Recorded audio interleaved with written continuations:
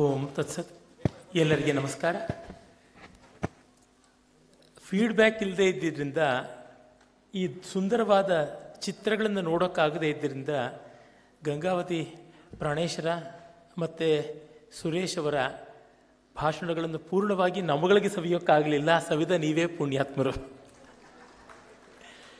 ಅದು ಏನಾಯಿತು ಅಂತಂದರೆ, ಗಾಜಿನ ಕಪಾಟಿನ ಹಿಂದೆ ಸಿಹಿ ತಿಂಡಿಗಳನ್ನೆಲ್ಲ ಜೋಡಿಸಿಟ್ಟಿರ್ತಾರೆ. ಆ ಕಪಾಟನ್ನು ನೋಡ್ತಾ ಇರುವಂಥ ಅದರ ಆಚೆಗೆ ಓಡಾಡುವ ನೊಣಗಳಂಥ ಸ್ಥಿತಿ ಆಗ್ಬಿಡ್ತು ನಮಗೆ. ಅದನ್ನು ಚೆನ್ನಾಗಿ ಸವಿತಕ್ಕಂಥ ಸೌಭಾಗ್ಯ ನಿಮಗೆ ಬಂತು. ನಿಮ್ಮ ಸಂತೋಷ ಗೊತ್ತಾಗ್ತಿತ್ತು. ಎಷ್ಟು ಚೆನ್ನಾಗಿ ಮಾತಾಡಿದ್ದಾರೆ, ಎಷ್ಟು ಚೆನ್ನಾಗಿ ಅವರು ತಮ್ಮ ಪ್ರಸ್ತುತಿಯನ್ನು ವಿನೂತನವಾದ ರೀತಿಯಲ್ಲಿ ಪ್ರತಿನಿಧಿಸಿಕೊಟ್ಟಿದ್ದಾರೆ ಅನ್ನೋದು ಬಹಳ ವಿಶೇಷ. ನನ್ನ ಮಾತುಗಳಿಗೆ ನಮ್ಮ ಪ್ರಾಣೇಶ್ ಅವರ ಹಾಸ್ಯ ಇಲ್ಲ, ಸುರೇಶ್ ಅವರ ಚಿತ್ರವೂ ಇಲ್ಲ, ಚಮತ್ಕಾರವೂ ಇಲ್ಲ. ಬನ್ನಂಜಿಯವರು ಮಹಾವಿದ್ವಾಂಸರು. ವಿದ್ವಾಂಸರ ಬಗ್ಗೆ ಮಾತಾಡೋದು, ವಿದ್ವತ್ತೆಯ ಕೆಲಸದ ಬಗ್ಗೆ ಮಾತಾಡಿದ್ರೆ ಸ್ವಲ್ಪ ಸಪ್ಪೆ ಅಂತ ಅನಿಸುತ್ತೆ ಜನಕ್ಕೆ. ಅದು ಅವ್ರ ತಪ್ಪಲ್ಲ, ಏನು ಮಾಡೋದು, ಕಾಲ ಪ್ರಭಾವ ಅಂಥದ್ದು. ನಾನಾದರೆ ಅವರ ವಿದ್ವತ್ತೆಯ ಎಲ್ಲ ಮುಖಗಳನ್ನು ಒಂದು ಸ್ವಲ್ಪವೂ ಸ್ಪರ್ಶ ಮಾಡೋಕ್ಕಾಗೋಲ್ಲ. ಕೆಲವೊಂದು ಆಯಾಮಗಳನ್ನು ತೋರ್ಪಡಿಸ್ತೀನಿ. ಬನ್ನಂಜಿಯವರ ಈ ಎರಡೂ ಭಾಷೆಗಳ ಪ್ರಭುತ್ವ ಬರವಣಿಗೆಯಲ್ಲಿ, ಪಾಠ ಪ್ರವಚನಗಳಲ್ಲಿ, ಉಪನ್ಯಾಸಗಳಲ್ಲಿ ಅಂದರೆ ಪ್ರವಚನಗಳಲ್ಲಿ ಹೀಗೆ ಮೂರು ಧಾರೆಗಳಲ್ಲೂ ಹರಿದಿದೆ. ಪ್ರವಚನ ಅಂತಂದರೆ ನಮ್ಮಲ್ಲಿ ಪಾಠ ಮಾಡ್ತಕ್ಕಂಥದ್ದು ಅಂತ ಅರ್ಥ. ಸ್ವಾಧ್ಯಾಯ ಪ್ರವಚನೆ ಏವೇತಿ ನಾ ಕೋಮೋದ್ಗಲ್ಯಸ್ತದ್ಧಿತಪಸ್ತದ್ಧಿತಪಃ ಅಂತ ತೈತ್ತಿರೀಯ ಉಪನಿಷತ್ತು ಹೇಳ್ತದೆ. ತಾನು ಓದಿಕೊಳ್ಳುವುದು, ಬೇರೆಯವರಿಗೆ ಓದಿಸ್ತಕ್ಕಂಥದ್ದು, ಪಾಠ ಕಲಿಸುವುದು, ಇದೇ ದೊಡ್ಡ ತಪಸ್ಸು ಅಂತ ಮುದ್ಗಲ ಗೋತ್ರದ ನಾಕ ಅನ್ನುವ ಮಹರ್ಷಿ ಹೇಳ್ದ ಅಂತ ಮಾತು ಬರ್ತದೆ. ಬನ್ನಂಜಿಯವರು ಆ ರೀತಿಯಾಗಿ ಆ ಸ್ವಾಧ್ಯಾಯ ಪ್ರವಚನಗಳನ್ನು ಮಾಡಿದವರು. ಅದಕ್ಕೂ ವಿಸ್ತರಿಸಿದ ರೂಪದಿಂದ ಉಪನ್ಯಾಸಗಳನ್ನು, ಭಾಷಣಗಳನ್ನು ಮಾಡುವ ಮೂಲಕ ಮಹಾಜನತೆಗೆ 1 ಸಂವತ್ಸರ ಚಕ್ರಕ್ಕೂ ಹೆಚ್ಚು ಕಾಲ ಕೊಟ್ಟಿದ್ದಾರೆ. ಅಷ್ಟಲ್ಲದೆ ಅವರು ಗ್ರಂಥಗಳನ್ನು ಸಂಪಾದಿಸಿಕೊಟ್ರು. ಎಷ್ಟೋ ಬಾರಿ ಗ್ರಂಥ ಸಂಪಾದನೆಯೇ ಆಗಿರೋದಿಲ್ಲ, ಎಲ್ಲಿಯೋ ಅಚ್ಚಾಗಿರುತ್ತದೆ, ಅದಕ್ಕೆ ತಾವೊಂದು ಮುನ್ನುಡಿ ಬರೆದು ಸೇರಿಸೋದಾಗಿರ್ತದೆ. ಬನ್ನಂಜಿಯವರು ಹಾಗೆ ಮಾಡಲಿಲ್ಲ. ತಾಲಪತ್ರಗಳಲ್ಲಿ, ಓಲೆಗರಿಗಳಲ್ಲಿ ನಿಕ್ಷಿಪ್ತವಾದ ಯಾವುದೋ ಲಿಪಿಯ ಗ್ರಂಥಗಳನ್ನು ಓದಿಕೊಂಡು, ಅದು ಕಷ್ಟ ಓದುವುದು. ಈ ಮುದ್ರಿತವಾದ ಪುಸ್ತಕವನ್ನೇ ಈ ಕಾಲದಲ್ಲಿ ಎಷ್ಟೋ ಜನಕ್ಕೆ ಓದೋದು ಕಷ್ಟ ಆಗುತ್ತೆ. ಸುಬ್ರಹ್ಮಣ್ಯ ಅವರಿಗೆ ಗೊತ್ತು ಪುಸ್ತಕ ಓದಿಸುವ ಕಷ್ಟ ಎಷ್ಟು ಅಂತ. ಆದರೆ ತಾಳಪತ್ರಗಳ ಮೇಲೆ ಪುಟಗಳು ವೆಚ್ಚ ಮಾಡೋದು ಕಷ್ಟ. ಹಾಗಾಗಿ ಅಷ್ಟನ್ನು ಸೇರಿಸಿಕೊಂಡು ಒಂದೇ ಅಕ್ಷರಗಳ ಮಧ್ಯೆಯೂ ಎಡೆ ಬಿಡದೆ ಉದ್ದಕ್ಕೆ ಬರ್ಕೊಂಡು ಹೋಗಿರ್ತಾರೆ. ಪದ್ಯವಿರಲಿ, ಗದ್ಯವಿರಲಿ, ಗೀತವಿರಲಿ, ಎಲ್ಲವನ್ನೂ ಕೂಡ ಸಣ್ಣಗೆ ಕೊರೆದಿರುತ್ತಾರೆ. ಮಾತ್ರವಲ್ಲ, ಸಂಸ್ಕೃತ ಭಾಷೆಯನ್ನು ಅನೇಕ ಲಿಪಿಗಳಲ್ಲಿ ಬರೀತಾರೆ. ನಂದಿನಾಗರಿ, ದೇವನಾಗರಿ, ಶಾರದ, ತೆಲುಗು ಲಿಪಿ, ತಿಗಳಾರಿ ಲಿಪಿ, ಗ್ರಂಥಲಿಪಿ, ಹೀಗೆ ಬೇಕಾದಷ್ಟು ಲಿಪಿಗಳಲ್ಲಿ ಬರೆದಿರುತ್ತಾರೆ. ಆ ಲಿಪಿಗಳನ್ನು ತಿಳ್ಕೊಂಡು, ಆ ತಾಳ ಪತ್ರಗಳನ್ನು ಓದಿಕೊಂಡು, ಅಲ್ಲೆಷ್ಟೋ ಕಡೆ ಹುಳ ಹತ್ತಿ ಹಾಳಾಗಿರುತ್ತದೆ. ಗ್ರಂಥಪಾತ ಅಂತ ಕರೀತಾರೆ. ಅಲ್ಲಿ ಅಕ್ಷರ ಬಿಟ್ಟೋಗಿರುತ್ತೆ, ಕೆಲವೊಮ್ಮೆ ಪದಗಳು ಬಿಟ್ಟೋಗಿರ್ತವೆ, ಕೆಲವೊಮ್ಮೆ ವಾಕ್ಯಗಳು ಬಿಟ್ಟೋಗಿರುತ್ತವೆ. ಬೇರೆ ಇನ್ನೆಲ್ಲಾದರೂ ಸಿಗುತ್ತಾ ಅಂತ ನೋಡಿ, ಮತ್ತೆ ಅದು ಸಿಗುವಂಥದ್ದಾಗಿದ್ದಲ್ಲಿ ಅದನ್ನು ಜೊತೆ ಮಾಡಿ, ಕೆಲವೊಮ್ಮೆ ಎಲ್ಲೂ ಸಿಗೋಲ್ಲ, ಅದರ ಅಕ್ಷರ ಲುಪ್ತವಾದದ್ದು ಯಾವುದು, ಪದ ಲುಪ್ತವಾದದ್ದು ಯಾವುದು ಅಂತ ಸಂದರ್ಭದಿಂದ, ತಮ್ಮ ಪಾಂಡಿತ್ಯದಿಂದ, ಪ್ರತಿಭೆಯಿಂದ ಯೋಚಿಸಿ ಮಾಡಬೇಕು. ಒಂದು ಗ್ರಂಥ ಸಂಪಾದನೆ ಎಷ್ಟು ಕಷ್ಟ ಹಸ್ತಪ್ರತಿಯಿಂದ ಅಂತಂದರೆ ಅದನ್ನು ಪರಮಾತ್ಮನೇ ಬಲ್ಲ. ಅಂಥ ಕೆಲಸಗಳನ್ನು ತುಂಬ ಚಿಕ್ಕ ವಯಸ್ಸಿನಲ್ಲೇ ಅವರು ಮಾಡಿದರು. ಮಧ್ವಾಚಾರ್ಯರ ಸಮಗ್ರ ಗ್ರಂಥಗಳನ್ನು ಸರ್ವಮೂಲ ಗ್ರಂಥಗಳು ಅಂತ ಕರೀತಾರೆ. ಅದನ್ನು ಅವರ ಪ್ರಿಯಶಿಷ್ಯರಲ್ಲಿ ಒಬ್ಬರಾಗಿದ್ದಂಥ ಋಷಿಕೇಶ ತೀರ್ಥರು ಅವರು ಇಷ್ಟಿಷ್ಟು ಉದ್ದದ ತಾಳವಾರೆಗಳಲ್ಲಿ ಬರೆದಿಟ್ಟಿದ್ದನ್ನು ಅವರು ತೆಗೆದುಕೊಂಡು ಅದನ್ನು ಸಂಪಾದನೆ ಮಾಡಿಕೊಟ್ರು. ಅದರ ಕಥೆಯನ್ನು ಬಹಳ ಮಾರ್ಮಿಕವಾಗಿ ಅವರು ಹೇಳಿದ್ದಾರೆ. ಅದನ್ನು ಕಾಪಿ ಮಾಡಿದವರಿಗೆ, ಅಂದರೆ ಶುದ್ಧ ಪ್ರತಿ ತೆಗೆದವರಿಗೆ ಸಂಪಾದನೆ ಮಾಡೋದ್ರಿಗಿಂತ ಹೆಚ್ಚು ಸಂಭಾವನೆ ಸಿಗುವಂತೆ ಆಯ್ತಂತೆ. ಅಂದರೆ ಆಚಾರ್ಯರು ಸಂಭಾವನೆಗಾಗಿ ಮಾಡಲಿಲ್ಲ, ಭಾವನೆಗಾಗಿ ಮಾಡಿದರು ಅಂತ ಗೊತ್ತಾಗುತ್ತೆ. ಆ ರೀತಿಯಾದಂಥ ಕೆಲಸ ಒಂದು. ಮತ್ತು ಈ ರೀತಿಯಾಗಿ ಮುದ್ರಿತವಾದ ಗ್ರಂಥಗಳನ್ನು, ಪ್ರಸಿದ್ಧವಾದ ಅಪ್ರಸಿದ್ಧವಾದ ಗ್ರಂಥಗಳನ್ನು ತೆಗೆದುಕೊಂಡು ಅವುಗಳ ಅರ್ಥಸ್ವಾರಸ್ಯ ಏನು ಅಂತ ವಿವರಿಸಿ ವ್ಯಾಖ್ಯಾನ ಬರೆಯುವಂಥದ್ದು. ಇವತ್ತು ನಮ್ಮ ಕನ್ನಡದಲ್ಲಿ ಟೀಕೆ ಅಂತಂದರೆ ಆಕ್ಷೇಪ, ನಿಂದೆ ಅನ್ನುವ ಅರ್ಥ ಬಂದಿದೆ. ಅಂದರೆ ಪಾರಂಪರಿಕವಾದ ಅರ್ಥ ಹಾಗಲ್ಲ, ವಿವರಣೆ ಅಂತ ಅರ್ಥ. ಮಧ್ವಾಚಾರ್ಯರ ಗ್ರಂಥಗಳಿಗಿಷ್ಟಕ್ಕೂ ಟೀಕೆಯನ್ನು ಬರೆದಂಥವರು ದೊಡ್ಡ ವಿದ್ವಾಂಸರು ಜಯತೀರ್ಥ ಮುನಿಗಳು. ಅವ್ರನ್ನ ಟೀಕಾಕೃತ್ಪಾದರು, ಟೀಕಾಚಾರ್ಯರು ಅಂತ ಕರೀತಾರೆ. ಅವರೇನು ನಿಂದೆ ಮಾಡ್ತಾ ಇದ್ರ? ಹಾಗಲ್ಲ. ಅವರು ಪೂರ್ಣಪ್ರಜ್ಞರ ಗ್ರಂಥಗಳಿಗೆ ವ್ಯಾಖ್ಯಾನವನ್ನು ಬರೆದವರು ಅಂತ. ಹೀಗಾಗಿ ಸೂತ್ರ, ಭಾಷ್ಯ, ಟೀಕಾ, ತಾತ್ಪರ್ಯ, ಈ ರೀತಿಯಾಗಿ ಟಿಪ್ಪಣಿ. ರಾಘವೇಂದ್ರ ಸ್ವಾಮಿಗಳು ಟಿಪ್ಪಣಿಯಾಚಾರ್ಯರು ಅಂತಲೇ ಪ್ರಸಿದ್ಧರು. ಅವರು ಜಯತೀರ್ಥರ ಟೀಕಾ ಗ್ರಂಥಗಳಿಗೆ ಅವರು ಇನ್ನಷ್ಟು ಟಿಪ್ಪಣಿಗಳನ್ನು ಬರೆದು ಸೇರಿಸಿದರು ಅಂತ. ಹೀಗೆ ಈ ರೀತಿಯಾಗಿ ಒಂದು ದೊಡ್ಡ ಪರಂಪರೆ ಇದೆ. ಆ ಪರಂಪರೆಯ ಸೌಂದರ್ಯವೇ ಸೌಂದರ್ಯ. ಉದಾಹರಣೆಗೆ ಧ್ವನ್ಯಾಲೋಕ ಅಂತ ಒಂದು ಗ್ರಂಥ ಇದೆ. ಅದು ಕಾವ್ಯ ಮೀಮಾಂಸೆಯನ್ನು ಕುರಿತದ್ದು, ಮಹೋನ್ನತವಾದ ಗ್ರಂಥ. ಧ್ವನಿ ಅಂತಂದರೆ ಕಾವ್ಯದ ಒಳ ಅರ್ಥ, ಒಳ ತಿರುಳು, ಒಳ ಸ್ವಾರಸ್ಯ ಅಂತ. ಅದರ ಬೆಳಕು, ಆಲೋಕ ಅನ್ನೋದಕ್ಕೆ ಅದರ ಬೆಳಕು, ಮತ್ತು ಆಲೋಕ ಅನ್ನೋದಕ್ಕೆ ಜಯ ಅನ್ನುವ ಅರ್ಥ ಇದೆ. ಧ್ವನಿಯ ಜಯ, ಕಾವ್ಯ ಸ್ವಾರಸ್ಯದ, ಕಾವ್ಯದ ಅಂತರರ್ಥದ ಜಯ ಅಂತ. ಅದಕ್ಕೆ ಆ ಬೆಳಕನ್ನು ಕಾಣೋದಕ್ಕೆ ಒಂದು ಕಣ್ಣು ಬೇಕು ಅಂತ ಮಹಾಮಹೇಶ್ವರ ಅಭಿನವಗುಪ್ತಪಾದರು ಲೋಚನ ಅನ್ನುವ ವ್ಯಾಖ್ಯಾನ ಬರೆದರು. ಲೋಚನ ಇರಬಹುದು, ನೋಡುವುದಿರ್ಬೋದು. ಆ ನೋಡುವ ಕಣ್ಣಿಗೆ ಸ್ವಲ್ಪ ಅಂಜನ ಹಚ್ಚಿಕೊಂಡು ನೋಡಬೇಕು. ಕಣ್ಣಿಗೆ ರೋಗ ಬಂದಿದ್ದರೆ ಕಣ್ಣಿದ್ದೂ ಕುರುಡು. ಹಾಗಾಗಿ ಅದಕ್ಕೊಂದು ವ್ಯಾಖ್ಯಾನ ಬಂತು. ಅದಕ್ಕೆ ಧ್ವನ್ಯಾಲೋಕ ಲೋಚನ ಅಂಜನ ಅಂತ ಹೆಸರಿಟ್ಟು. ಈ ಅಂಜನಕ್ಕೆ ಒಂದು ಸಂಪುಟ ಬೇಕಲ್ವಾ, ಮತ್ತು ಅಂಜನ ಹಚ್ಚೋದಕ್ಕೆ ಒಂದು ಕಡ್ಡಿ ಬೇಕಲ್ವಾ. ಅದಕ್ಕೋಸ್ಕರ ಧ್ವನ್ಯಾಲೋಕ ಲೋಚನ ಅಂಜನ ತೂಲಿಕಾ, ಧ್ವನ್ಯಾಲೋಕ ಲೋಚನ ಅಂಜನ ತೂಲಿಕಾ ಸಂಪುಟಿಕ ಅಂತ ಮತ್ತೆ ಮತ್ತೆ ವ್ಯಾಖ್ಯಾನಗಳು ಬಂದವು. ಇಷ್ಟೆಲ್ಲ ಇದ್ಮೇಲೆ ವಯಸ್ಸಾಗ್ಬಿಡ್ತು, ತುಂಬ ಕಾಲ ಬರ್ತು ಗ್ರಂಥಗಳು ಅಂತ. ಕನ್ನಡಕ ಬೇಕಲ್ವ, ಅದಕ್ಕೆ ಉಪಲೋಚನ ಅಂತ ಮತ್ತೊಂದು ವ್ಯಾಖ್ಯಾನ ಕೂಡ 20ನೇ ಶತಮಾನದಲ್ಲಿ ಬಂತು. ಅಂದರೆ ನಮ್ಮ ಪರಂಪರೆಯಲ್ಲಿ ಒಂದು ಗ್ರಂಥ ಪರಂಪರೆಗೆ ವ್ಯಾಖ್ಯಾನದ ಹೆಸರು ಕೊಡೋದ್ರೊಳಗೂ ಎಷ್ಟು ಸ್ವಾರಸ್ಯ ಇದೆ ಅಂತ ಗೊತ್ತಾಗುತ್ತದೆ. ಹೀಗೆ ಈ ರೀತಿಯಾದ ಗ್ರಂಥ ಪರಂಪರೆಗೆ ವ್ಯಾಖ್ಯಾನಗಳನ್ನು, ವಿವರಣೆಗಳನ್ನು ಕೂಡ ಬನ್ನಂಜೆ ಗೋವಿಂದಾಚಾರ್ಯರು ಮಾಡಿದ್ದಾರೆ. ಅನೇಕ ಕೃತಿಗಳಿಗೆ ಮಾಡಿದ್ದಾರೆ. ಅಂದರೆ ನಮಗೆ ಗೊತ್ತಾಗುತ್ತದೆ ಅವರ ಪರಿಶ್ರಮ ಎಂಥದ್ದು ಅಂತ. ಅದನ್ನು ಸ್ವಚ್ಛವಾದ, ಸುಂದರವಾದ, ತಿಳಿಯಾದರೂ ಜಾಳಲ್ಲದ, ಪ್ರಸನ್ನ ಗಂಭೀರವಾದಂಥ ವಿವರಣೆಗಳನ್ನು ಬರೆದಿದ್ದಾರೆ ಸಂಸ್ಕೃತದಲ್ಲಿ. ಬಹಳ ದೊಡ್ಡ ಕೆಲಸ. ಅಷ್ಟು ಮಾಡಿದ್ರೇ, ಈ ಸಂಪಾದನೆ ಮಾಡಿದ್ರೆ ಸಾಕು, ಈ ರೀತಿಯಾದ ವಿವರಣೆಗಳನ್ನು ಬರೆದರೆ ಸಾಕು, ದೊಡ್ಡ ಹೆಸರು ಬರುತ್ತೆ. ಅವರ ಆ ರೀತಿಯಾದ ವಿವರಣೆಗಳಲ್ಲಿ ಸರ್ವೋಚ್ಚವಾದದ್ದು ಅಂತ ನಾನು ಭಾವಿಸಿರುವಂಥದ್ದು ಮಧ್ವಾಚಾರ್ಯರ ಮಹಾಭಾರತ ತಾತ್ಪರ್ಯ ನಿರ್ಣಯ ಅನ್ನುವ ಮಹಾಗ್ರಂಥಕ್ಕೆ ಸುವಿಸ್ತೃತವಾದ 2 ಮಹಾಸಂಪುಟಗಳು, ಹೆಬ್ಬೊತ್ತಿಗೆಗಳಲ್ಲಿ ವಿವರಣೆ ಬರೆದಿದ್ದಾರೆ. ತುಂಬ ತಿಳಿಯಾದ, ಅದರ ಬಹಳ ಸ್ಪಷ್ಟವಾದ, ಪ್ರಬುದ್ಧವಾದ ಭಾಷೆ. ಒಂದೊಂದು ಪದವನ್ನು ಬಿಡದೆ ವಿವರಿಸ್ತಾರೆ. ಅದಕ್ಕಾಗಿ ಅವರು ವೇದಾಂಗಗಳಲ್ಲಿ ಒಂದಾದ ನಿರುಕ್ತ ಮತ್ತು ಇನ್ನೊಂದು ವ್ಯಾಕರಣ, ಇವು ಎರಡನ್ನೂ ವಿಶೇಷವಾಗಿ ಆಧರಿಸ್ತಾರೆ. ಹೀಗೆ ನಿರುಕ್ತವನ್ನು ಆಧರಿಸಿ, ವ್ಯಾಕರಣವನ್ನು ಆಧರಿಸಿ ಮಾಡಿದ ಅವರ ವ್ಯಾಖ್ಯಾನ ತುಂಬ ದೊಡ್ಡದಾದದ್ದು. ಇನ್ನೂ ದೊಡ್ಡ ದೊಡ್ಡ ವಿದ್ವಾಂಸರು ಕೂಡ ಅರಗಿಸಿಕೊಳ್ಳಲಾಗದಂಥ ಪ್ರೌಢಿಮೆ ಅಲ್ಲಿದೆ. ಅದು ಒಂದು ವರ್ಗದ್ದಾದರೆ, ಸ್ವತಂತ್ರ ಗ್ರಂಥಗಳನ್ನು ಬರೆದಿದ್ದಾರೆ. ಉದಾಹರಣೆಗೆ ಪ್ರಾಣಸೂತ್ರಾಣಿ ಅಂತ. ನಮ್ಮಲ್ಲಿ ಬ್ರಹ್ಮಸೂತ್ರಗಳಿವೆ, ಮೀಮಾಂಸಾ ಸೂತ್ರಗಳು ಕರ್ಮಸೂತ್ರ ಅಂತಿವೆ, ನಾರದ, ಶಾಂಡಿಲ್ಯ ಮೊದಲಾದವರ ಭಕ್ತಿ ಸೂತ್ರಗಳಿವೆ. ಅದೇ ಥರ ಪಾತಂಜಲ ಭಾಷ್ಯ ಒಡಗೂಡಿದಂಥ ಪತಂಜಲಿ ಮುನಿಗಳು ಮಹಾಕೃತಿ ಬರೆದ್ರಲ್ಲ, ಅದಕ್ಕೆ ಮೂಲವಾದಂಥ ಪಾಣಿನಿ ಮಹರ್ಷಿಗಳ ವ್ಯಾಕರಣ ಸೂತ್ರ ಇದೆ. ಹೀಗೆ ಒಂದೊಂದಕ್ಕೂ ಇದೆ.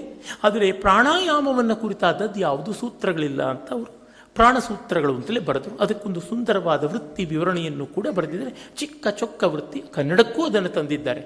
ಬನ್ನಂಜಿಯವರ ಒಂದು ವಿಶೇಷ ಏನೆಂದರೆ, ಈ ಥರದ ಎಷ್ಟೋ ಗ್ರಂಥಗಳನ್ನು ಅವರು ಕನ್ನಡದಲ್ಲೂ ಕನ್ನಡಿಗೆ ಅರ್ಥವಾಗುವಷ್ಟು ಸುಲಭವಾಗಿ ತಂದುಕೊಟ್ಟಿದ್ದಾರೆ. ಇದನ್ನು ಹಿಂದಿನ ಎಷ್ಟೋ ವಿದ್ವಾಂಸರು ಮಾಡಿಲ್ಲ. ಮತ್ತು ಬನ್ನಂಜಿಯವರ ಕನ್ನಡ ಅಚ್ಚಗನ್ನಡ, ನಿಜವಾದ ಕನ್ನಡ. ಅದಕ್ಕೆ ನಾನು ಮುಂದೆ ಬರ್ತೀನಿ. ಆಮೇಲೆ ಅವರು ಸುಂದರವಾದ ಪ್ರಸ್ತಾವನೆಗಳನ್ನು ಬರೆದಿದ್ದಾರೆ. ಉದಾಹರಣೆಗೆ ಮಧ್ವವಿಜಯ ವಿಸ್ತೃತವಾದಂಥ 16 ಸರ್ಗಗಳ ದೀರ್ಘಕಾವ್ಯ, ಅದನ್ನು ನಾರಾಯಣ ಪಂಡಿತರು ಬರೆದದ್ದು. ಅನೇಕ ಅಲಂಕಾರಗಳು, ಛಂದಸ್ಸುಗಳು, ವಿಶೇಷವಾದಂಥ ಕಲ್ಪನೆಗಳನ್ನೆಲ್ಲ ಒಳಗೊಂಡಂಥದ್ದು ಮಧ್ವವಿಜಯ. ಅದನ್ನು ಲೋಕದಲ್ಲಿ ಕೆಲವರು ಸುಮಧ್ವವಿಜಯ ಅಂತಲೂ ಕರೀತಾರೆ. ಆ ಮಧ್ವವಿಜಯಕ್ಕೆ ತುಂಬ ಸೊಗಸಾದಂಥ ಅಧ್ಯಯನಪೂರ್ಣವಾದ ಸಂಪಾದನೆ ಮಾಡಿ ಕೊಟ್ಟಿದ್ದಾರೆ. ಅದಕ್ಕೆ ದೀರ್ಘವಾದ ಒಂದು ಸ್ವತಂತ್ರ ಗ್ರಂಥ ಅನ್ನುವಂಥ ಒಂದು ಪೀಠಿಕೆಯನ್ನು ಬರೆದಿದ್ದಾರೆ.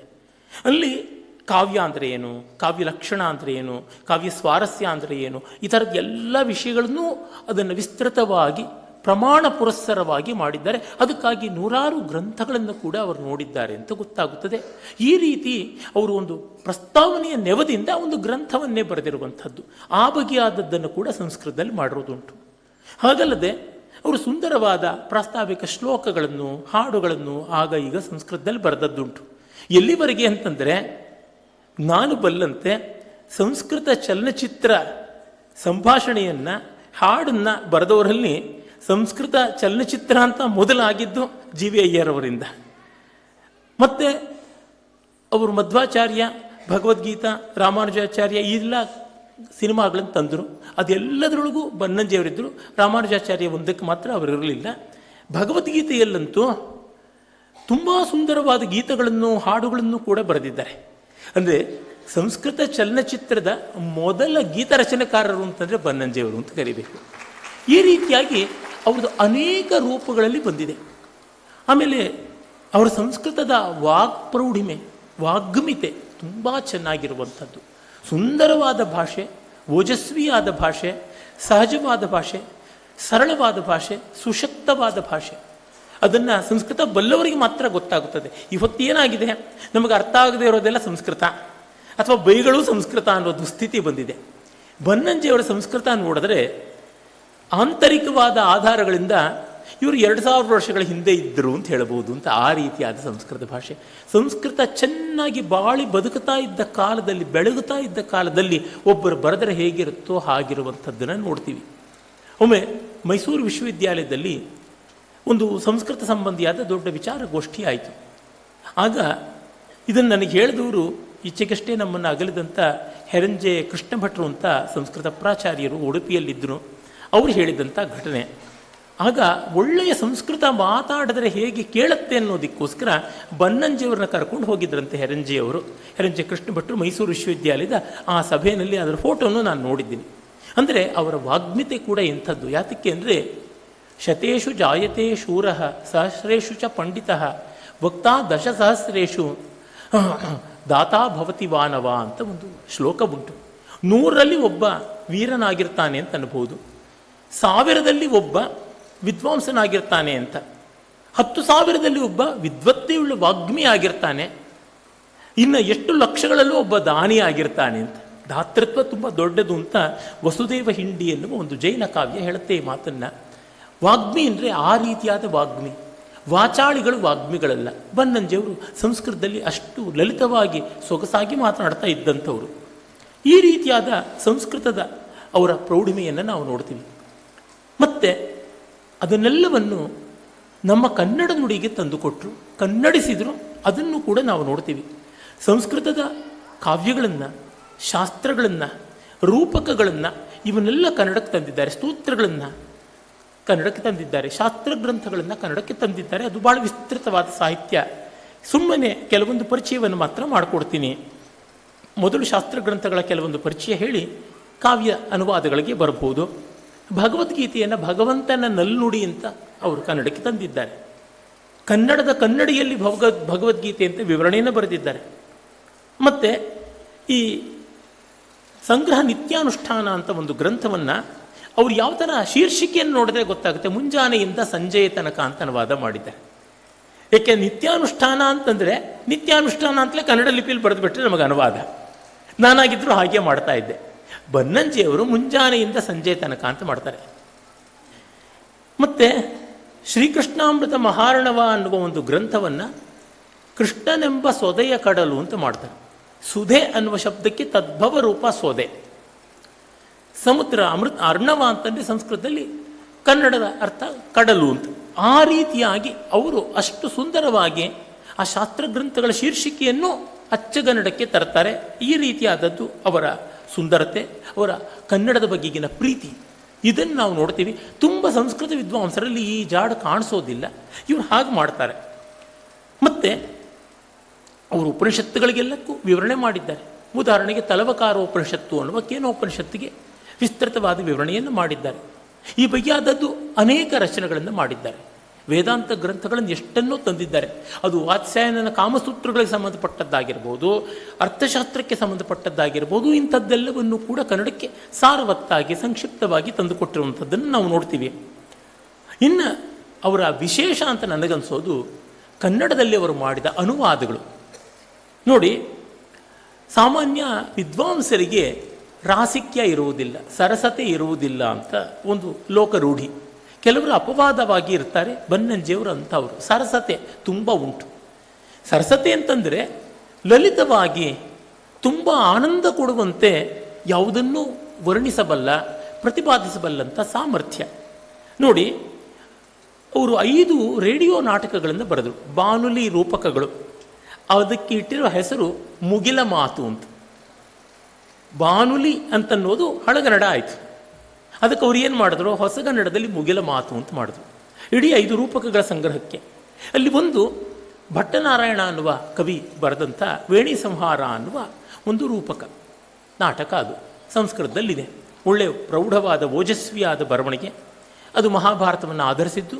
ಭೀಮ ಪ್ರತಿಜ್ಞೆ ಮಾಡಿ ದ್ರೌಪದಿಯ ಮುಡಿ ಕಟ್ಟಿಸಿದಂಥದ್ದನ್ನು. ಅದಕ್ಕೆ ಅವರು ಹೇಳ್ತಾರೆ, ಜಡೆ ಹೆಣೆದಳು ಪಾಂಚಾಲಿ ಅಂತ ಅದರ ಶೀರ್ಷಿಕೆ ಕೊಡ್ತಾಳೆ. ವೇಣಿ ಸಂಹಾರ ಅಂತಂದರೆ, ಸಂಹಾರ ಅನ್ನೋದಕ್ಕೆ ಕತ್ತರಿಸೋದು ಅನ್ನುವ ಅರ್ಥ ಇದೆ. ಪಾಂಚಾಲಿ ಏನಾದರೂ ಮುಡಿ ಕತ್ತರಿಸಿಕೊಂಡಳೆ, ಛೇ ಅದೆಂಥ ಅಪಶಕುನ, ಕೆಟ್ಟ ಮಾತು, ಅದು ಅಸ್ಪಷ್ಟವಾಗಿ ಬಿಡುತ್ತದೆ ಅಂತ ಜಡೆ ಹಣೆದಳು ಪಾಂಚಾಲಿ ಅಂತ.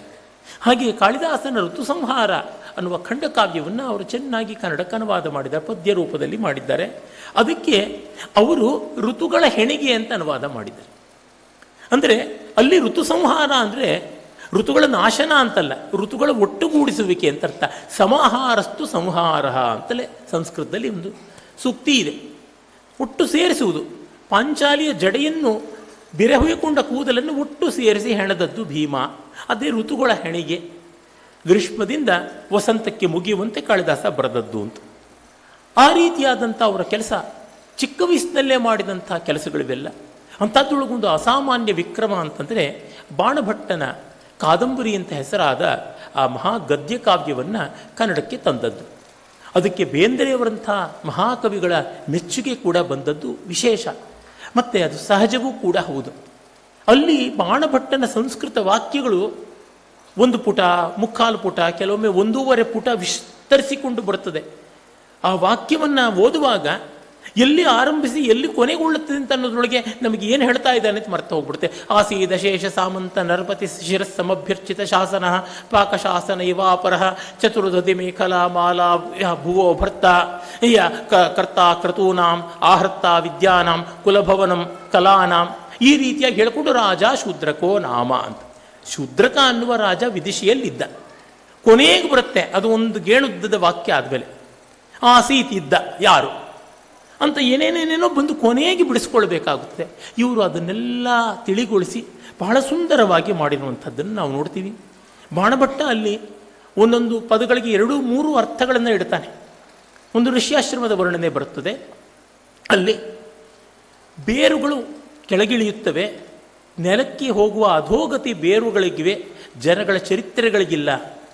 ಅಧೋಗತಿರ್ಮೂಲೇಶು ನ ಚರಿತೇಶು ಚಂಚಲತಾ ಕದಲೀದಲೇಶು ನ ಮನಸ್ಸು ಮುಖರಾಗ ಶುಕೇಶು ನ ಕೋಪೇಶು. ಈ ರೀತಿಯಾಗಿ 2 ಅರ್ಥ ಬರುವಂತೆ ಮಾಡ್ತಾನೆ. ಆಶ್ರಮದಲ್ಲಿ ಚಂಚಲತೆ ಬಾಳೆಯ ಎಲೆಗಳಲ್ಲಿತ್ತೇ ಹೊರತು ಋಷಿಗಳ ಮನಸ್ಸಿನಲ್ಲಿರಲಿಲ್ಲ. ಮುಖದ ಕೆಂಪು ಬಣ್ಣ ಗಿಳಿಗಳ ಕೊಕ್ಕಿನಲ್ಲಿತ್ತೇ ಹೊರತು ಕೋಪದಲ್ಲಿರಲಿಲ್ಲ ಅಂತ.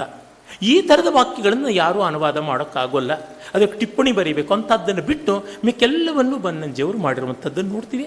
ಇವತ್ತಿಗೂ ಅದು ಒಂದು ಸಹಜವಾದ ಕನ್ನಡದ ಕಾದಂಬರಿಯಂತೆ ಓದಿಸಿಕೊಳ್ಳುವಂಥ ಸಂಸ್ಕೃತದ ಬಾಣಭಟ್ಟನ ಕಾದಂಬರಿಯಾಗಿ ಕಾಣಿಸಿಕೊಳ್ಳುತ್ತದೆ. ಆಮೇಲೆ ಅವರು ಕಾಳಿದಾಸನ ಶಾಕುಂತಲದ ಅನುವಾದ ಮಾಡಿದ್ರು. ಶಾಕುಂತಲ ನಿಮಗೆಲ್ಲ ಗೊತ್ತಿರುವಂತೆ ಲೋಕಪ್ರಸಿದ್ಧವಾದ ರೂಪಕ. ಅದನ್ನು ಅಭಿಜ್ಞಾನ ಶಾಕುಂತಲ ಅಂತ ಪೂರ್ತಿ ಹೆಸರು.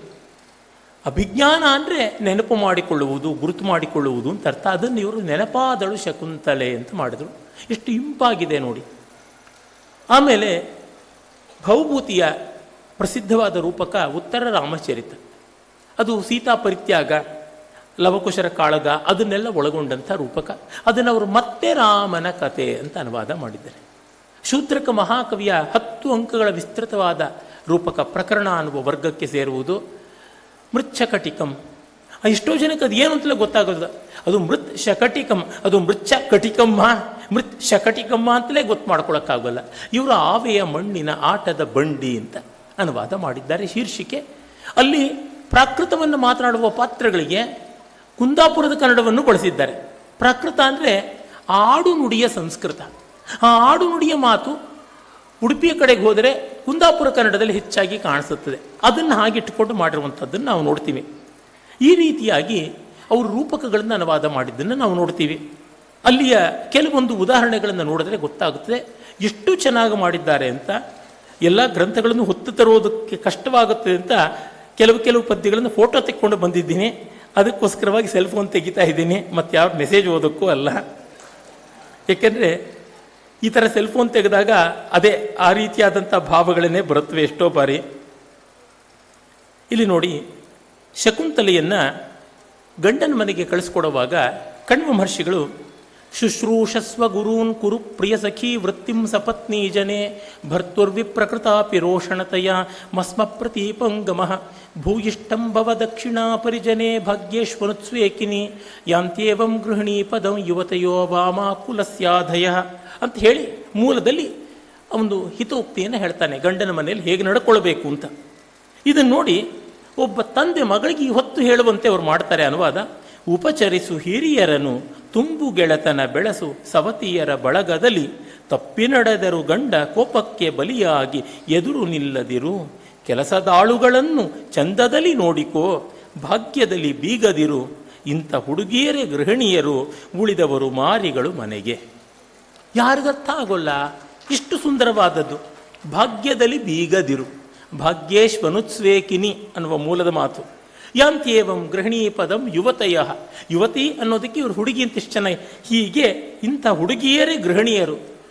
ಯಾಂತ್ಯೇವಂ ಗೃಹಿಣೀ ಪದಂ ಅದನ್ನು ವಾಮ ಕುಲಸ್ಯಾಧಯ ಉಳಿದವರು ಮಾರಿಗಳು ಮನೆಗೆ. ಅಚ್ಚಗನ್ನಡದ ನುಡಿಗಟ್ಟಿನಲ್ಲಿ ತರ್ತಾರೆ.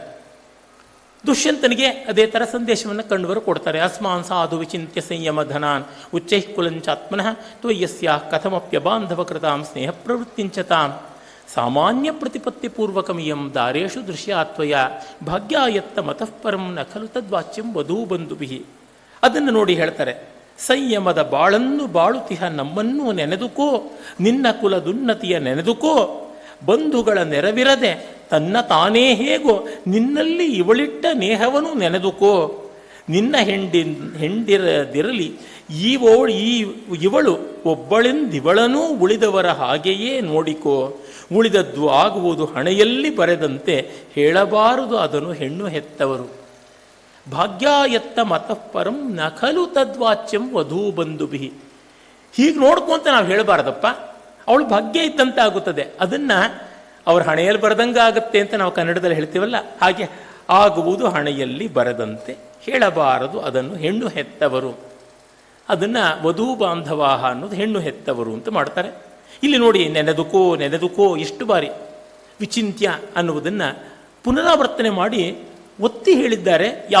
ಯಾವ ರೀತಿಯಾಗಿ ಅದನ್ನು ಮಾಡಬೇಕು, ಏನಾಗಿ ನೋಡಬೇಕು ಅನ್ನುವಂಥದ್ದು. ಮತ್ತೆ ಉತ್ತರರಾಮಚರಿತೆಯಲ್ಲಿ ಎಷ್ಟು ಸುಂದರವಾದ ಒಂದು ಕವಿತೆ ಅಂತಂದರೆ, ಸೀತಾರಾಮರಿಬ್ಬರು ವನವಾಸ ಮಾಡ್ತಾ ಇದ್ದಾಗ ತುಂಬ ಪ್ರೀತಿಯಿಂದ ಇದ್ದರು. ನಾವು ಸಾಮಾನ್ಯವಾಗಿ ಭಾವಿಸುವಂತೆ ವನವಾಸದಲ್ಲಿ ಸೀತೆಗೆ ರಾಮ ತುಂಬ ಕಷ್ಟ ಕೊಟ್ಟ, ಮತ್ತು ಕಾಡಿಗಟ್ಟಿಯು ತುಂಬ ಕಷ್ಟ ಕೊಟ್ಟ ಅಂತ. ಹಾಗಲ್ಲ, ತುಂಬ ಪ್ರೀತಿಯಿಂದ ಇದ್ದರು. ಭೌಭೂತಿ ಬರಿತಾನೆ, ಕಿಮಪಿ ಕಿಮಪಿ ಮಂದಂ ಮಂದಮಾಸಕ್ತಿ ಯೋಗಾತ್ ಅವರೆಲಿತ ಕಪೋಲಂ ಜಲ್ಪತೋ ರಕ್ರಮೇಣ ಆ ಶಿಥಿಲ ಪರಿರಂಭ ವ್ಯಾಪೃತೈಕೇಕದೋಷ್ಣೋರ ವಿದಿತ ಗತಯಾಮ ರಾತ್ರಿರೇವ ವ್ಯರಂಸೀತ್ ಅಂತ. ಅದಕ್ಕೆ ಇವರ ಅನುವಾದ ನೋಡಿ, ಏನೇನೋ ಮೆಲಮೆಲನೆ ಪಿಸುಗುಟುತ ಆಸಕ್ತಿಯಿಂದ ಒತ್ತಿ ಕೆನ್ನೆಗೆ ಕೆನ್ನೆ ಗಪ್ಪ ಹೊಡೆದವು ಹುಚ್ಚು ಹರಟೆ, ಒಂದೊಂದು ತೋಳಿಂದ ಗಚ್ಚ ಬಿಗಿದಪ್ಪಿ ಮೈ ಮರೆತು ಹೊತ್ತು ಹೋದದ್ದೇ ಗೊತ್ತಾಗದೆಯೇ ರಾತ್ರಿಯೇ ಮುಗಿದಿತ್ತು. ಅಂದರೆ ಕೆನ್ನೆಗೆ ಕೆನ್ನೆ ಹಚ್ಚಿಕೊಂಡು ತೋಳಿಗೆ ತೋಳು ಬೆಸ್ಕೊಂಡು ಏನೇನೋ ಮಾತಾಡಿದ್ದನ್ನು ಇವರು ಇತ್ತ ಕಡೆಯ ಉತ್ತರ ಭಾರತದ ಉತ್ತರ ಕರ್ನಾಟಕದ ಒಂದು ಶಬ್ದ ಹರಟೆಗೆ ಗಪ್ಪ ಹೊಡೆಯೋದು ಅಂತಾರಲ್ಲ, ಆ ಶಬ್ದವನ್ನು ಬಳಸ್ತಾರೆ. ಮತ್ತು ಹುಚ್ಚು ಹರಟೆ ಅನ್ನುವ ಶಬ್ದವನ್ನು ಅವರು ಬಳಸ್ತಾರೆ. ಹೀಗೆ ಹೊತ್ತು ಹೋಯ್ತಷ್ಟೇ ಅಂತ. ಅದರ ರಾತ್ರಿ ಮುಗಿದಿದ್ದರೂ ಮಾತು ಮಾತ್ರ ಮುಗಿದಿರಲಿಲ್ಲ. ಹೊತ್ತು ಹೋದದ್ದೇ ಗೊತ್ತಾಗದೆಯೇ ರಾತ್ರಿಯೇ ಮುಗಿದಿತ್ತು ಅಂತ ಅನ್ನುವ ಅನುವಾದ ಮಾಡ್ತಾರೆ. ಇದು ಹೀಗೆ ಸಂಸ್ಕೃತವನ್ನು ನಿಕಟವಾಗಿ ಮಾಡಿಕೊಡ್ತಕ್ಕಂಥ ದಾರಿ. ಆ ಥರ ಎಷ್ಟೊಂದು ಉದಾಹರಣೆಗಳಿವೆ. ಒಂದು ಇಹ ಸಮದಶಕುಂತ ಕ್ರಾಂತ ವಾನೀರ ವೀರುತ್ ಪ್ರಸವ ಸುರಭಿಷೀತ ಸ್ವಚ್ಛ ತೋಯಾವಹಂತಿ ಫಲಬರ ಪರಿಣಾಮ ಶ್ಯಾಮ ಜಂಬೂ ನಿಕುಂಜ ಸ್ಖಲನ ಮುಖರ ಭೂರಿ ಸ್ರೋತಸೋ ನಿರ್ಜರಿಣ್ಯ ದದತಿ ಕುಹರ ಭಾಜಾಂ ಅತ್ರ ಭಲ್ಲೂಕ ಯೂನಾಂ ಅನುರಸಿತ ಗುರೂಣಿ ಸ್ತ್ಯಾನ ಮಂಬೂಕೃತಾನಿ ಶಿಶಿರ ಕಷಾಯ ಸ್ತ್ಯಾಯತೆ ಸಲ್ಲಕೀನಾಂ ವಿಭದಲಿತ ವಿಕೀರ್ಣ ಗ್ರಂಥಿ ನಿಶ್ಯಂದ ಗಂಧ ಅಂತ ಒಂದು 2 ಪದ್ಯಗಳು ಬರುತ್ತೆ. ಆ ಜನಸ್ಥಾನದ ಕಾಡು ಹೇಗಿತ್ತು, ಯಾವ ರೀತಿಯಾಗಿತ್ತು ಅನ್ನುವಂಥದ್ದನ್ನು ತುಂಬ ಸುಂದರವಾಗಿ ಕೊಡ್ತಾನೆ ಭೌಭೂತಿ. ಪ್ರಕೃತಿಯ ವರ್ಣನೆ ಅದನ್ನು ನೋಡಿ ಅವರು ಹೇಗೆ ಮಾಡ್ತಾರೆ. ಇಲ್ಲಿ ಹರಿಯುತ್ತಿವೆ ಸೊಕ್ಕ ಹಕ್ಕಿಗಳು, ಮುತ್ತಿದ ಬೆತ್ತದ ಮೆಳೆಯಿಂದುದಿರಿದ ಹೂಗಳ ಕಂಪಿನ ತಂಪಿನ ತಿಳಿ ನೀರಿನ ಹರವಿಂದ, ಹಣ್ಗಳೊತ್ತಡದಿ ಕಪ್ಪು ಕವಿದ ನೇರಿಳೆಯ ತೋಪಿನೊಳ ನುಗ್ಗಿ ಭೋರ್ಗರೆದು 100 ಕವಲೊಡೆದು ಸಿಡಿವ ಗಿರಿ ನದಿಗಳು. ಇಲ್ಲಿ ಗವಿಯೆಡೆಯಲ್ಲಿ ಅವಿತ ಎಳೆಕರಡಿಗಳು, ಗುರುಗುಡಲು ಎಲ್ಲೆಡೆಯೂ ಮಾರ್ದನಿಯ ಮೊರೆತ, ಹಪ್ಪುತ್ತಿದೆ ಸಲಗಗಳು ಮುರಿದ ಬೆಳವಲ ಮರದ ಗಿಣ್ಣಿಂದ ಸುರಿದೊಗರು ತಂಪು ಸೊನೆಗೆಂಪು. ಆ ಕರಡಿಯ ಮರಿಗಳು ಬಾಯಿ ತುಂಬ ಜೊಲ್ಲು ನೀರು ತುಂಬಿಕೊಂಡು ಗುರುಗುಟ್ತಾ ಇರತಕ್ಕಂಥ ಸದ್ದು, ನೇರಳೆಯ ಮರಗಳಿಂದ ಕಳಿದ ಹಣ್ಣುಗಳು ತಪ್ಪನೆ ನೀರಿಗೆ ಬಿದ್ದು ಟಣ್ ಟಣ್ ಟಣ್ ಟಣ್ ಸದ್ದು ಬರ್ತಾ ಇರುವಂಥದ್ದು, ಆನೆಗಳು ಮುರಿದಂತಹ ಸಲ್ಲಕ್ಕಿ ವೃಕ್ಷಗಳ ಕೊಂಬೆಗಳಿಂದ ಸೂಸಿದಂತಹ ಆ ನಿರ್ಯಾಸ ಹಾಲು, ಅದರ ಒಂದು ಕಟುವಾದ ಗಂಧ, ಈ ಎಲ್ಲ ಕೂಡ ಅಲ್ಲಿದೆ ಅನ್ನೋದನ್ನು ಅಷ್ಟು ಚೆನ್ನಾಗಿ ಬರೀತಾರೆ. ಇಂಥದ್ದನ್ನು ಅವರು ಮಾಡಿರುವಂಥದ್ದನ್ನು ಈ ಅನುವಾದದಲ್ಲಿ ನೋಡ್ತೀವಿ. ಒಂದು ಪದಕ್ಕೂ ನಿಘಂಟು ಹಿಡಿದು ನೋಡಬೇಕಾಗಿಲ್ಲ, ಡಿಕ್ಷನರಿ ಹಿಡಿದು ನೋಡಲೇಬೇಕಾಗಿಲ್ಲ, ಅಷ್ಟು ಸುಂದರವಾದಂಥ ಒಂದು ಅನುವಾದ ಅಂತ ಗೊತ್ತಾಗುತ್ತದೆ. ಹೀಗೆ ಅನುವಾದ. ಅದಲ್ಲದೆ ಗದ್ಯವನ್ನು ಅವರು ಎಷ್ಟು ಚೆನ್ನಾಗಿ ಬರೀತಾರೆ. ಅದಕ್ಕೆ ನೋಡಿ, ಮುಂದೆ ನಾನು 1-2 ಉದಾಹರಣೆ ಕೊಡ್ತೀನಿ. ಆ ಮುನ್ನ ಅವರ ಸ್ವತಂತ್ರ ಕವಿತೆಗಳು ಹೇಗಿರುತ್ತವೆ ಅನ್ನೋದನ್ನು 1-2 ಮಾದರಿಯನ್ನು ಕೊಡ್ತೀನಿ. ಶಕುಂತಲಾ ಅಂತ ಒಂದು ಕವಿತೆ. ತಾಯಿ ಇಲ್ಲ ತಂದೆ ಇಲ್ಲ ಇದು ಒಂದು ತಬ್ಬಲಿ, ಅವಳು ಸೂಳೆ ಇವ ಮಹರ್ಷಿ ಇವರ ಕೀರ್ತಿ ಹಬ್ಬಲಿ. ಮೇನಕೆ ದೇವಲೋಕದ ಹೆಣ್ಣು ಬೆಲೆವೆಣ್ಣು, ಅದಕ್ಕೆ ಹೇಳ್ತಾರೆ ವಿಶ್ವಾಮಿತ್ರ ತಪಸ್ವಿ. ಅವಳು ಸೂಳೆ ಇವ ಮಹರ್ಷಿ, ತಂದೆ ತಾಯಿ ಇದ್ದರೂ ಇಲ್ಲ ಅಂಥ ತಬ್ಬಲಿ. ಕಚ್ಚೆ ಬಿಗಿದು ನಡೆದನವನು ತಪಕ್ಕೆಂದು ಕಾಡಿಗೆ, ಸೀರೆ ಕೊಡವಿ ನಡೆದಳವಳು ದೇವತೆಗಳ ನಾಡಿಗೆ. ಎಷ್ಟು ಒಳ್ಳೆ ಕವಿತೆ ನೋಡಿ. ಏನಾಯಿತು ಅನ್ನೋದನ್ನಿಷ್ಟು ಸೂಚ್ಯವಾಗಿ ಹೇಳ್ತಾರೆ. ನಮ್ಮ ಸಿನಿಮಾ ಹಾಡು ಬರೆಯೋರಿಗೆ ಈ ಸೂಚನೆ, ಈ ಮರ್ಯಾದೆ ಗೊತ್ತಿದ್ದಿದ್ರೆ ಎಷ್ಟೋ ಚೆನ್ನಾಗಿರ್ತಾ ಇತ್ತು.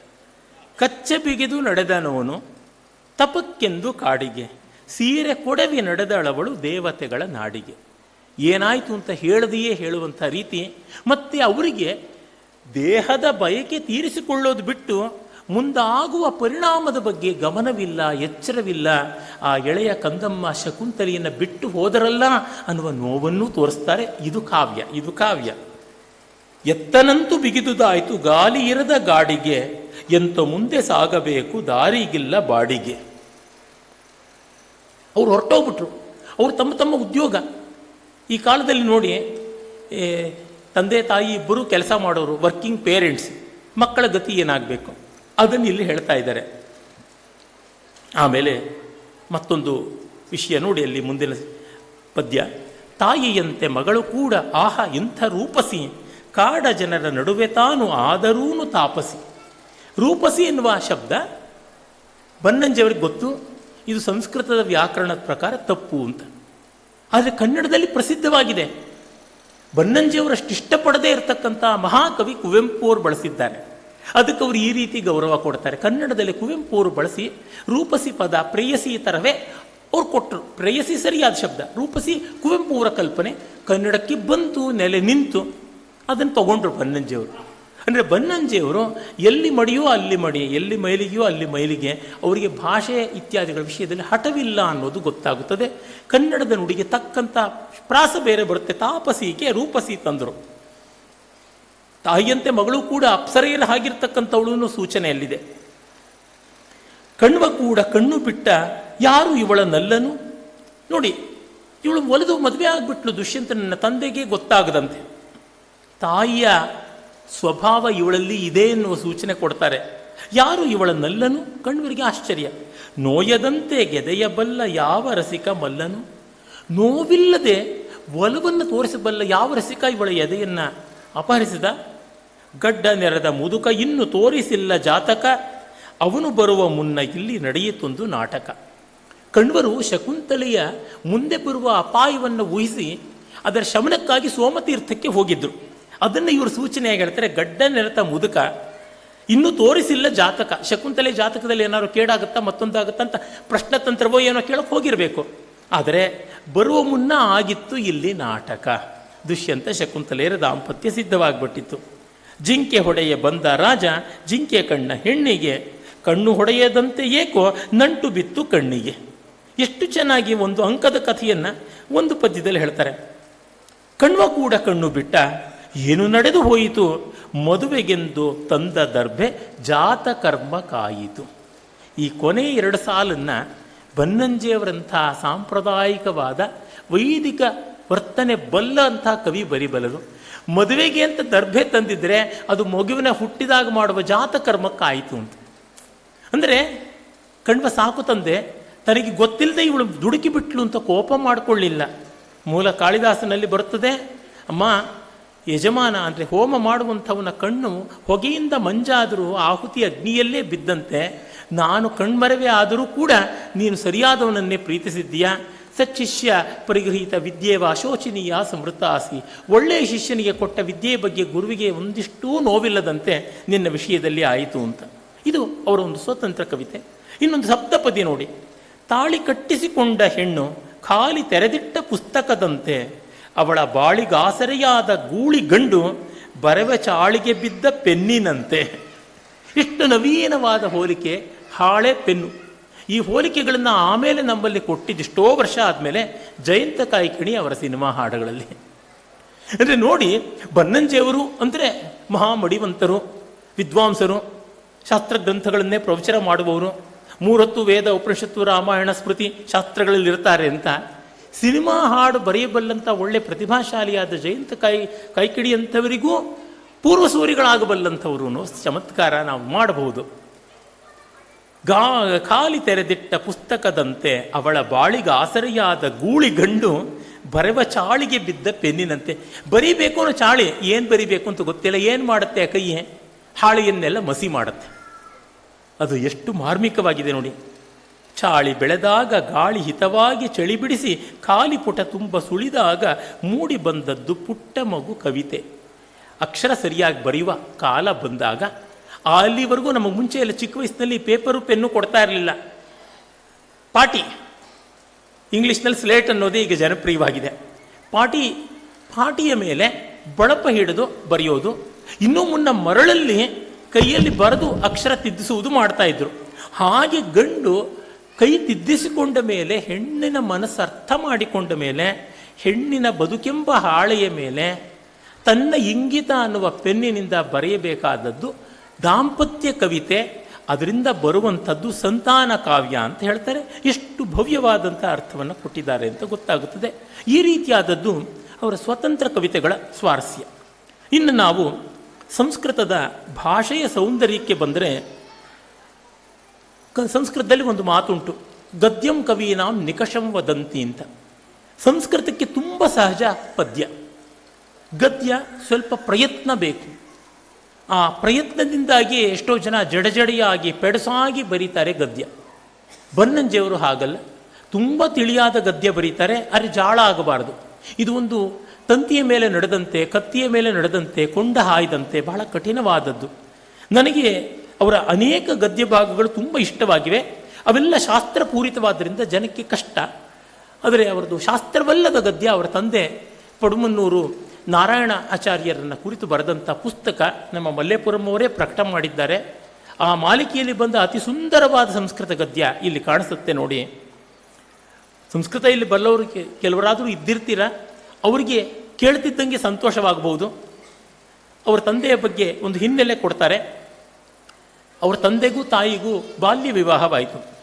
ಏಕತಶ್ಚತುರ್ದಶಾಯನೋ ಮುಗ್ಧೋ ಮಾಣವಕಃ ಪುರತಃ ಏಕಾದಶ ಹಾಯನಾ ಮುಗ್ಧ ಕುಮಾರಿ ಉಭಯೋರಪಿ ಹಸ್ತಯೋರ್ ಮಂಗಲ ಮಾಲಿಕಾ ಮಧ್ಯೆ ಅಂತಃಪಟಃ ಪುರೋಧಸಾಂ ಕಂಠೆ ಮಂತ್ರಘೋಷಃ ಮಂಗಲಾಷ್ಟಕಂ ಸೂರ್ಯಾಸೂಕ್ತಂ ಪರ್ಣಯ ಶಬ್ದಾರ್ಥಮಪ್ಯಜಾನತೋ ಶಾಸ್ತ್ರೀಯ ಪರ್ಣಯ ಸಮಪದ್ಯತ ವಧೂವರಯೋ ಶಿರಸಿ ಬಂಧುಜನ ಅಕ್ಷತಾನ್ಯಕ್ಷಿಪನ್ ಕುಮಾರ ನಾರಾಯಣೋ ಗೃಹಮೇಧಿ ಬಭೂವ ಕುಮಾರಿ ಸತ್ಯಭಾಮ ಕುಟುಂಬಿನಿ ಬಭೂವ ಅನಾಗತಾರ್ಥವಾಂ ಶಿಶುಕಾಮಾದುದ್ವಾಹ್ಯ ಕುಲವೃದ್ಧ ಸಂಪ್ರದಾಯ ಸಂಪನ್ನ ಇತಿ ಸಂತುತುಷು.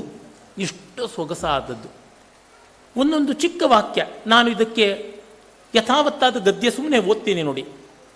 ಒಂದು ಕಡೆಗೆ 14 ವರ್ಷಗಳ ಮುಗ್ಧನಾದ ಹುಡುಗ, ಎದುರಿಗೆ 11 ವರ್ಷಗಳ ಮುಗ್ಧೆಯಾದ ಹುಡುಗಿ, ಇವರಿಬ್ಬರ ಕೈಗಳಲ್ಲಿಯೂ ಮಂಗಳ ಮಾಲಿಕೆ, ನಡುವೆ ಅಂತಃಪಟ, ಪುರೋಹಿತರ ಕಂಠದಲ್ಲಿ ಮಂತ್ರಘೋಷ, ಮಂಗಲಾಷ್ಟಕ, ಸೂರ್ಯಾಸೂಕ್ತ. ಸೂರ್ಯಾಸೂಕ್ತ ಯಾಕೆಂದರೆ ಋಗ್ವೇದದ ಸೂರ್ಯಾಸೂಕ್ತ ನಮ್ಮ ಹಿಂದೂ ವಿವಾಹಕ್ಕೆ ಮೂಲ. ಹಿಂದೂ ವಿವಾಹ ಮಂತ್ರಗಳನ್ನೆಲ್ಲ ಕಂಡದ್ದು ಒಬ್ಬ ಹೆಣ್ಣು ಮಗಳು, ಅದು ಬಹಳ ವಿಶೇಷ. ಮದುವೆ ಎಂಬ ಶಬ್ದದ ಅರ್ಥವನ್ನೂ ತಿಳಿಯದೇ ಇರುವಂಥವರಿಗೆ ಶಾಸ್ತ್ರೀಯವಾದ ಮದುವೆ ಆಯಿತು. ವಧೂವರರ ಶಿರಸ್ಸಿನ ಮೇಲೆ ಬಂಧುಗಳು ಅಕ್ಷತೆಯನ್ನು ಚೆಲ್ಲಿದರು.